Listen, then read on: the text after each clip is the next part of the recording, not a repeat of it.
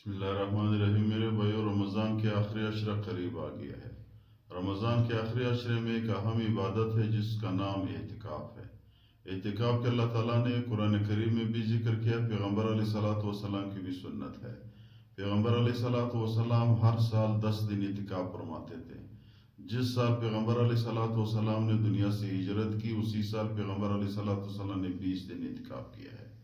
پیغمبر علیہ الصلوۃ والسلام کے ارشاد فرماتے ہیں، من اعتکف یوما، جس شخص نے ایک دن اعتکاف کیا ہے تو اللہ تعالیٰ اس شخص اور جہنم کے درمیان فاصلہ دے گا 3 خنادق۔ ایک خندق، یعنی اللہ تعالیٰ اس شخص اور جہنم کے درمیان 3 خنادق کا فاصلہ کرے گا۔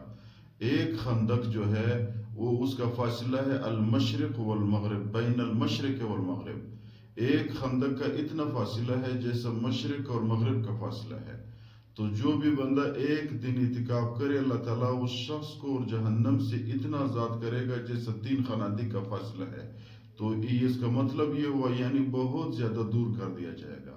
اور کوئی بندہ اگر 10 دن اعتکاف کرے تو 30 خنادق کا فاصلہ ہو جائے گا، تو یہ بندہ جہنم سے اتنا دور ہو جائے گا، ایک روایت۔ اور پھر فرماتے ہیں میرے بھائیو، معتکف جو ہے، جو مسجد میں جو بھی بندہ اعتکاف میں بیٹھ گیا، وہ اللہ تعالیٰ کا مہمان ہے۔ جو بھی اللہ کے مہمان ہو گیا ان کو عزت دی جاتی ہے۔ عزت کے کیا مطلب ہے؟ یعنی وہ جنتی بن جاتا ہے۔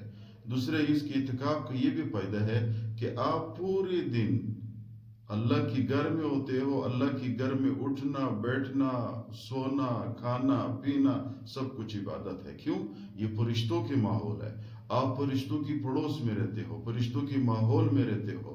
تو یہ اعتکاف جتنا بھی بندہ، اگر عبادت میرے بھائیو، اعتکاف میں کوئی خاص عبادت نہیں ہے، ذکر بھی کر سکتے ہو۔ کسی کو قرآن مجید نہیں آتا ہے، وہ سبحان اللہ بھی پڑھ سکتے ہو، نفل بھی پڑھ سکتے ہو۔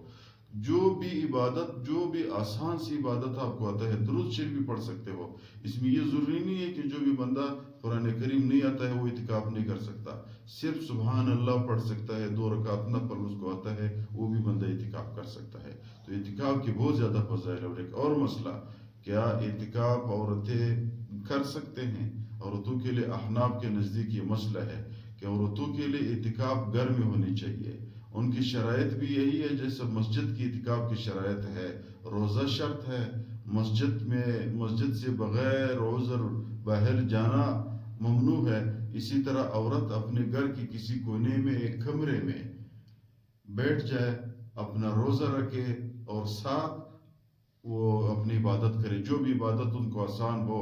اسی کمرے کو مسجد کا حکم دے کر اس کمرے سے باہر نہ جائے بغیر ضرورت، اس کمرے کے باہر کسی کے ساتھ گپ نہ لگائے۔